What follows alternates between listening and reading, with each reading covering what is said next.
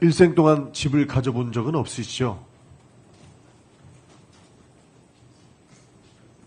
제 명의의 집을 말씀하시는 예. 것이라면 그렇습니다. 최근 재산 신고한 거 보니까 2억 1,500만 원이라고 이야기를 하는데 저희도 꼼꼼히 보니까 그중에 1억 4,800만 원은 정치자금으로 잡힌 예금이더라고요. 그렇기 때문에 정치자금으로 국민으로부터 후원받으신 것은 사적으로 사용할 수 없기 때문에 사실상 재산이 6천만 원에 불과해 보인다라는 부분 동의하십니까? 네, 그렇게 볼 수 있을 것 같습니다. 네. 그렇기 때문에 4선 국회의원 하면서 총리 후보자가 된 분의 재산이라고 할 정도로 의아합니다. 공직을 한 후에 로펌에 들어간 것도 아니고 정관료를 통해서 수십억 원의 돈을 번 것도 아니고 굉장히 좀 비교되는 삶을 살아왔다라고 보입니다. 국민의힘에서는 의원님의 수입과 지출을 대비해서 6억 원의 출처를 대라 이런 식으로 이야기를 하는데 두 번의 경조서가 있었고 두 번의 출판기념회가 있었고 그 외에 기타 소득으로는 배우자가 친정으로 지원받은 것이 있다라고 하는데 얼마 정도 됩니까? 사실 제가 정확한 숫자는 조금 이따가 혹시 필요하면 보고 말씀을 드리겠는데요. 말씀드린 것처럼 조의금, 출판기념회 각각이 한 1억에서 1억 5천 정도 되는 것 같고요. 결혼 축의금을 받았을 때 그 액수를 사실은 친정집에 다 그냥 드렸기 때문에 나중에 제가 이번에 확인해 보니까 아내가 생활비가 부족해서 그때 혹은 200, 300씩 이렇게 손을 벌려서 도움을 받은 것들이 한 5년 합쳐보니까 그것도 한 2억 정도 전후 되는 것 같습니다. 네, 그에 대해서 정확한 숫자는 필요하시면은 저희가 보내주시면 좋을 것 계산한 같고. 것을 말씀드리겠습니다. 그러니까 추징금부터 시작해서 하나하나 다 말씀을 드리겠습니다. 후보자께서 제출한 자료를 보면 매월 그러니까 세비로 받은 돈의 절반 이상씩 500에서 700가량을 추징금을 납부하셨습니다. 20년부터 추징금 납부 내역을 보니까 20년 빙부상 조의금과 세비 일부로 추징금을 납부하시고 조의금 중에 일부는 교회 헌금으로 내신 건 맞습니까?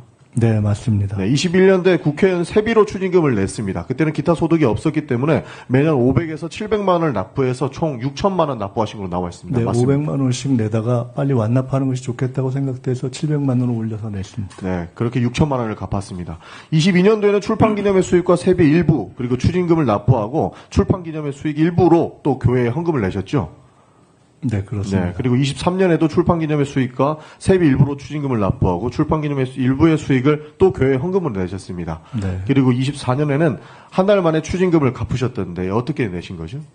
24년에. 예. 24년에는 제가 대출을 해서, 그때가 선거가 있는 해여서 대출을 해서 1억 8천만 원인가로 제가 기억을 하는데 확인을 해보겠습니다만은 그때 일부는 선거 비용을 준비하고 나머지를 추징을 완납하는 데 썼습니다. 1억 정도 됐던 것 같습니다. 그리고 그 갚는 것에 저희가 봤을 때는 아파트 대출금이 사라진 것 같던데 그 부분이 그렇습니다. 아파트 그 보증금을 빼서 갚은 것이죠? 네, 나중에 이제 끝난 뒤에 아파트 보증금을 빼서 네. 다 갚아버렸습니다. 그렇게 해서 내신 걸 확인했습니다. 그런데 지금 국민의힘에서 주장하는 것처럼 6억을 한두 달 안에 집에 쌓아놓고 썼다라고 한 주장과는 너무나도 배치되는 내용입니다. 그렇기 때문에 너무나도 음해성이 짙다라고 보는 것이고, 그리고 4인간의 채무 1억 4천만 원을 올해 6월에 대출을 해서 갚았다라고 하신 거 맞습니까?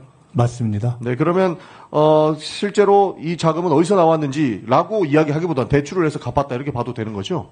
네, 명확합니다. 네. 원래 추징금 그리고 추징금과 연동된 중과산 증여세, 그다음에 4인간 채무 이렇게 세 가지의 일종의 채무가 있었는데 순서를 어떻게 할까 고민하다가 중과산 증여세의 부담이 너무 커서 그것을 제일 먼저 그 이후에 공적 채무인 추징금 그리고 4인간 채무의 순서로 갚으려고 예정하고 있었고 그에 따라 갚았습니다. 그럼 다 증명이 되네요.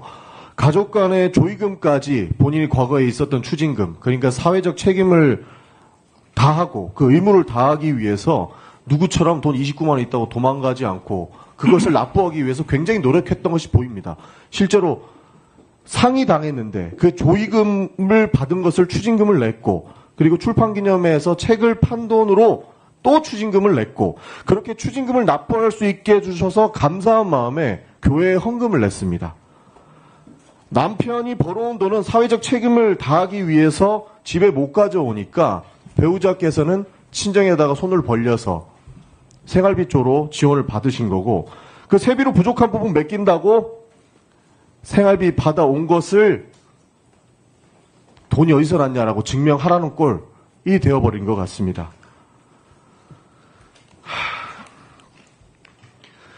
그리고 1억 4천만 원 11명에게 나눠서 빌린 것, 그때 당시 2018년도 야인이셨죠?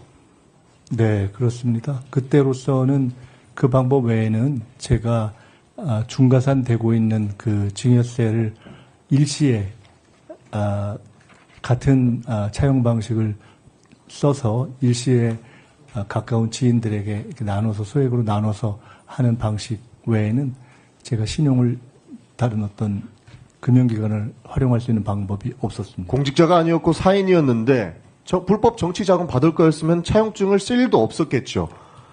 아니 일단 이자와 원금을 다 갚았기 때문에 저것은 뭐 다른 불법이다 아니면 다른 제공이다 뭐 이런 것을 얘기하는 것 자체가 설정이 되지 않는 이야기입니다. 이자를 내오다가 언론에 밝히신 것처럼 이자를 내오다가 결국에는 완납을 했고 그분들이 오히려 이 원인을 해소하겠다라고 이야기한 부분 기자회견 하겠다는데 후보자가 말렸다는 내용도 있습니다. 맞습니까?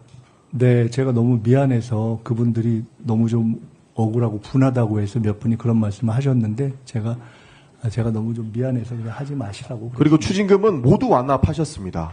네. 그러니까 도망간 사람도 굉장히 많은데 그것을 사회적 책임을 다하기 위해서 노력을 하셨는데 추징금 때문에 가산세가 붙은 부분에 대해서도 그러니까 추징금을 다 완납했기 때문에 가산세로 매긴 부분은 돌려받을 수 있다고 아는데 그 부분은 신청을 하지 않으셨던 걸로 압니다. 대법원 판례상 저 같은 경우에 추징금을 내고 그 같은 금원의 액수에 대해서 증여세를 부과한 경우에 원래는 다 추징을 완납하면 증여세는 환급할 수 있다는 판례가 있는 것으로 알고 있는데 저는 그런 것도 또 나중에 누군가 시비를 걸 수 있다고 생각돼서 그냥 포기하는 마음으로 안 신청했습니다. 네. 전영기 의원님 수고하셨습니다.